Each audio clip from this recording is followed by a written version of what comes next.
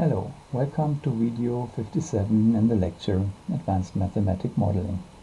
So in the last videos we looked at scaling of objects and we looked at physical objects from static, but then also scaling in biology, and we distinguished isometric scaling versus allometric scaling. We saw very often properties of organisms or objects depend on the size according to a power law.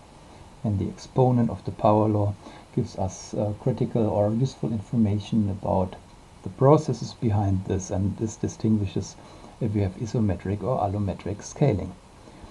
And but so far this was all more or less plausible. It was kind of intuitively understandable that we get these power laws, and very often an exponent of 2 over 3, which is just very often is related, goes back to surface to volume ratios. But now some very unexpected thing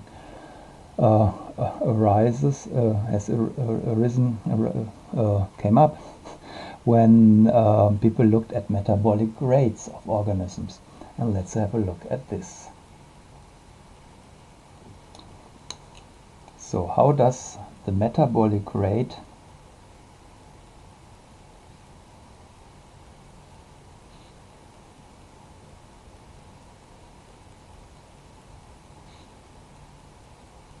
of an organism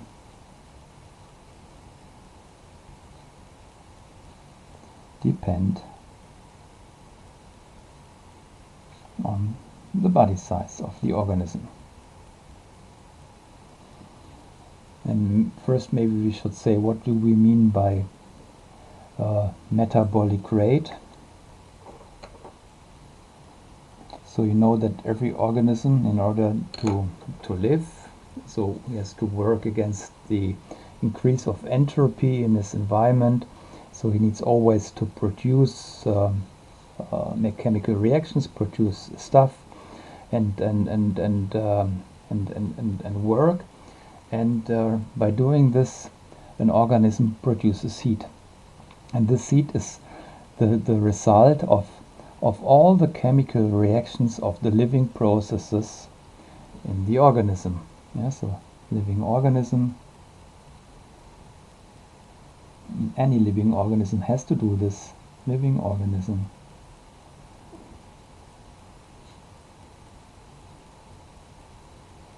produces heat as the net result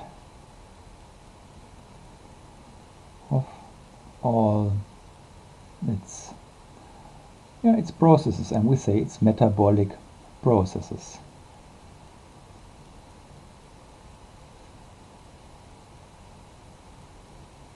It's a necessary byproduct, maybe say, or maybe a sign of a living thing. Okay, and now we can make this interesting plot, or this famous plot. So we take our body size,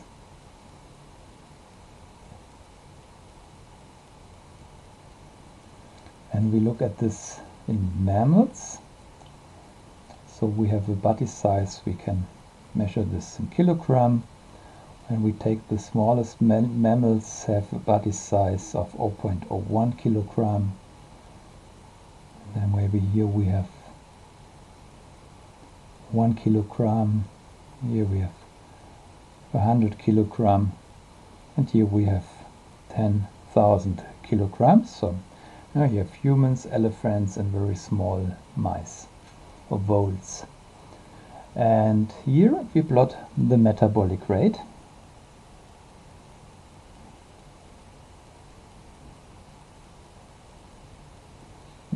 Now the question, how do we measure the metabolic rate? The units, so it's a power, so we give this in units of watt, yeah? Or You can also say in calories, but it's better to give this in watts. That's the normal unit of our energy per time, so power. So metabolic rate is a power. How much energy is produced by the organism per time?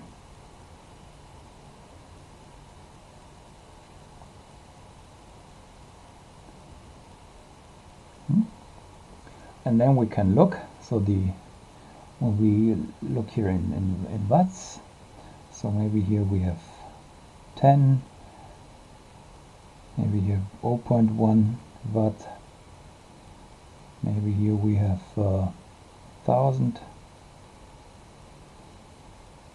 and here maybe 10 to 4, 10 to 5, something like this. And yeah, maybe I should make this, so maybe here we have 100, have it a bit better. Here maybe we have 1000, 10 to 3, and maybe here 10 to 4. Yeah, something like this. So it should be uniformly scaled, but yeah, so maybe the 100 is here. 10, 100, 1000, and 10,000. So sorry, but we should maybe take care that this is here kind of really uniformly on the log scale. So I think now we got it. And now you can take the smallest mammals that we have on the planet, so small voles or mice, and they have a small body size and a small metabolic rate.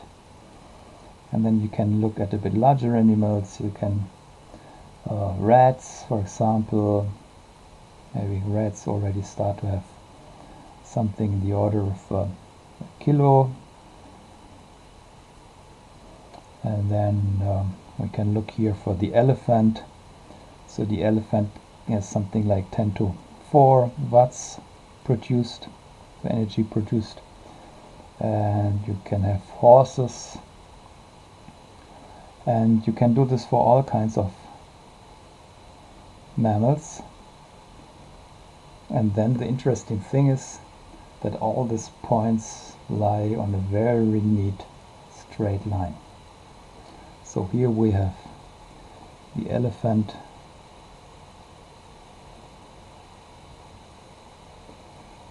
horse, we have here maybe dog somewhere, here mouse, rat, and so on, some hares, and also the human. So human is maybe here. And the interesting thing is that the metabolic rate of all these organisms scales as the body size or the body weight to power. And this slope here is 3/4. So we find that the metabolic rate B, we call this very often B, is proportional to the size to power 3/4.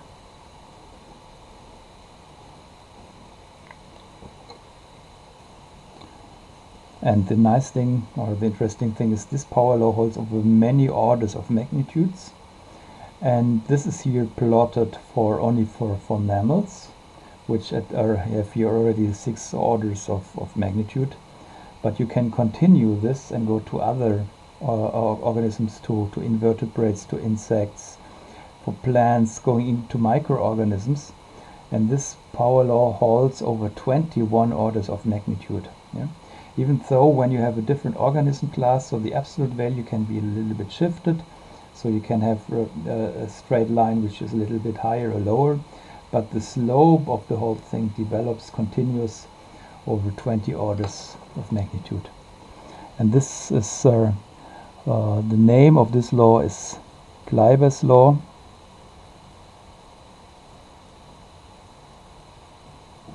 And this is one of the most most precise, best measured laws in biology, and one of the most mysterious power laws. Because before, in the scaling properties which depended on geometry, we had always scaling with factors something over 3, 2 over 3 or something. And but here we have 3 over 4, and the question is, why should the metabolic rate scale as the body size of 3 over 4? But maybe before we continue to do this, let's look more at the human here. So a human produces about 30 watts. A human equals 90 watts. So now you can ask 90 watt. You can ask how much power is this, and that's about this what you have in a light bulb.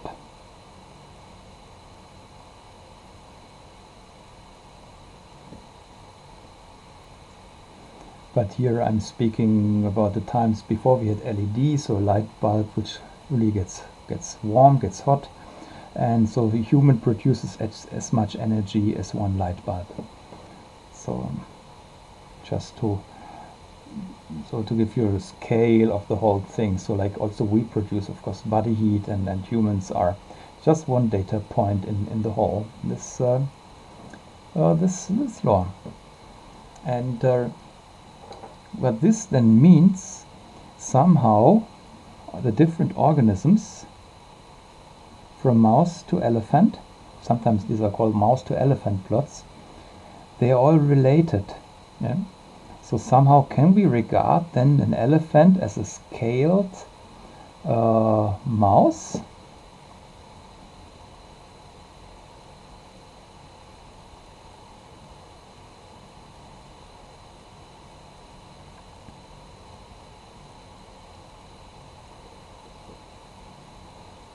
And let's ask now for the question, what's the underlying process? What has the physiology of animals or mammals in this plot for constraints in order that we get exactly this law? And so let's have a look a little bit what this means, this power 3 over 4. So this means if we scale the body mass,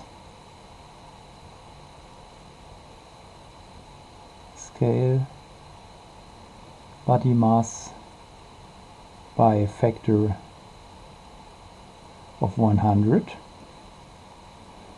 So we go here a little bit to the right. Then we obtain an increase in metabolic rate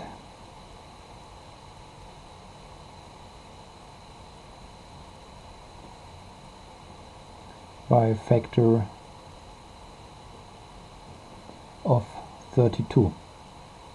And that's just when you have this power law. And for example, if we would scale the body mass by a factor of 2, then the metabolic rate would scale by a factor of 0.75. So it would increase by 0.75. And but if the scaling is the same for all sizes, is there maybe some kind of fractal geometry the reason? So because we have here some self-similarity,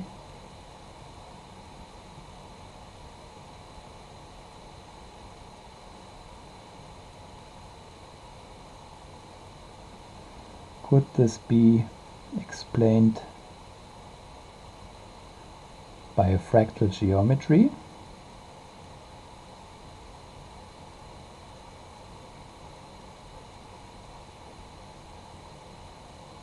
And the self-similarity means like that this increase of metabolic rate by increasing body size is always the same. Yeah, so if we wouldn't have a self-similarity, then we could have a change in the slope for different sizes. But since the slope changes the same, Yeah? So this cries out that we have self-similarity and some universal process governing this. Now, the thing is, this is just now one aspect of this metabolic scaling plots, and scientists started to plot other properties. For example, you could, and that's maybe one of the most amazing of these plots I've seen, you could plot again as body size, so that's the same axis, 10,000, here 101, 0.01. We plot the number of heartbeats in the lifetime of an animal. So you know, first we can look what is the frequency of heartbeats.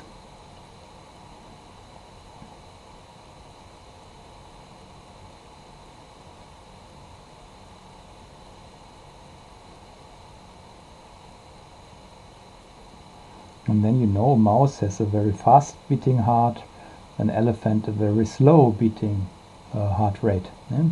Human, we have something like 1 second.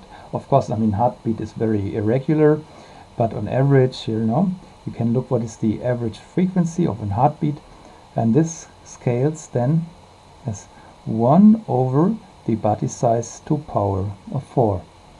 Again, we have here a scaling with something with an exponent with number 4 in there. So here we had s to 3 over 4, here we have fs to minus 4. But here again comes the question, why, I mean, why should the frequency of heartbeats, I mean, that this is decaying with body size, I mean, we can believe, but why should it be again on such a straight line, and why should again the number 4 be involved in the exponent? Now let's look at the lifetime, the total lifetime, so how old does an animal get? And this increases with the body size to power of,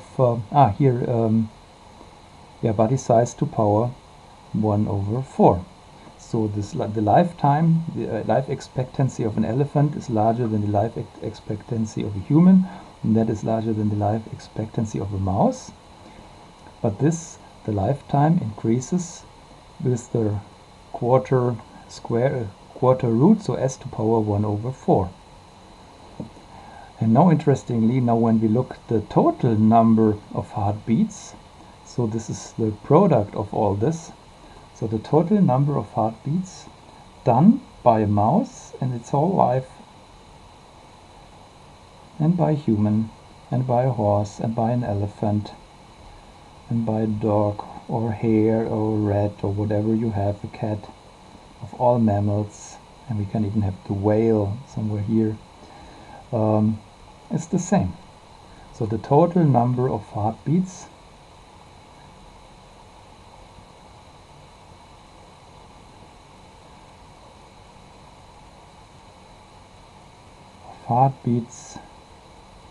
in lifetime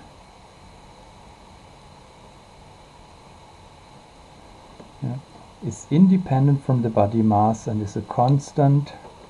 I mean, that's of course all averaged, is a constant over all mammals from the smallest to the largest mammals. And then we can look, for example, if we look a little, we can look at the size of the genome.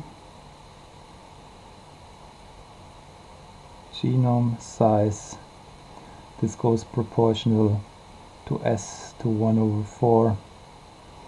And then we can, if we start to think about fractal geometry, so we can look in the vessels, the blood vessels, and we can look what is the length of the aorta.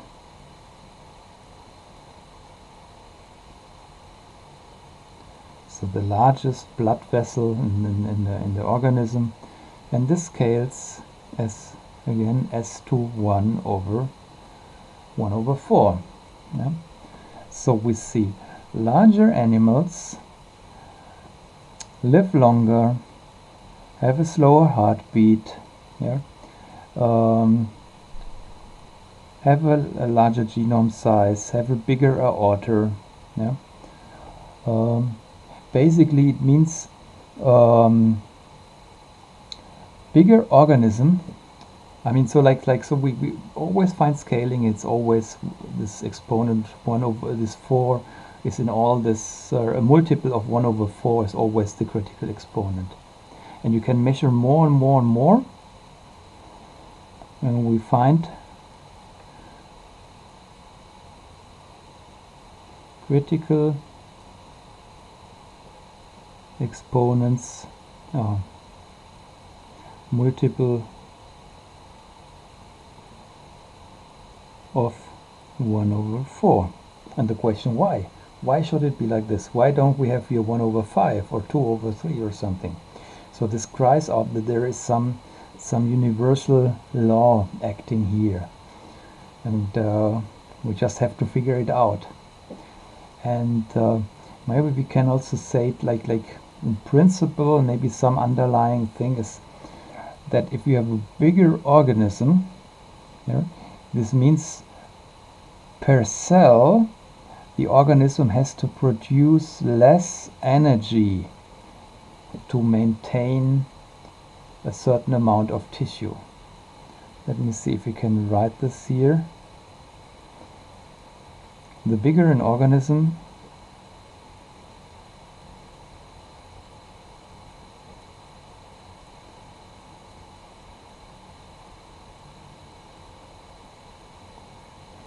the less energy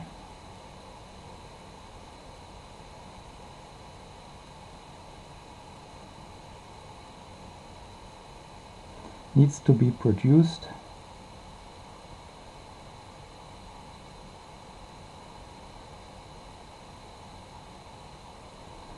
to maintain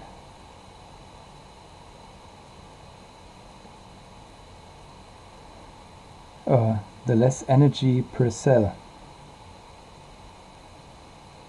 I mean, of course, the elephant needs to produce more energy than the mouse, but one cell of the elephant is producing less energy than one cell of the mouse. So the elephant is more energy efficient here. The less energy per cell needs to be produced to maintain metabolism, or maintain certain, yeah, it's right, metabolism, or maintain life processes. But the question is why? Why would a larger organism be more efficient? And why should this all be along these lines here?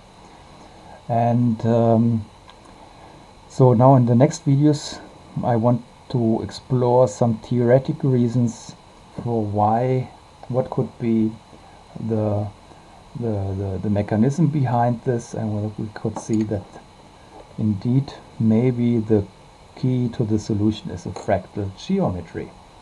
But for the moment, thank you.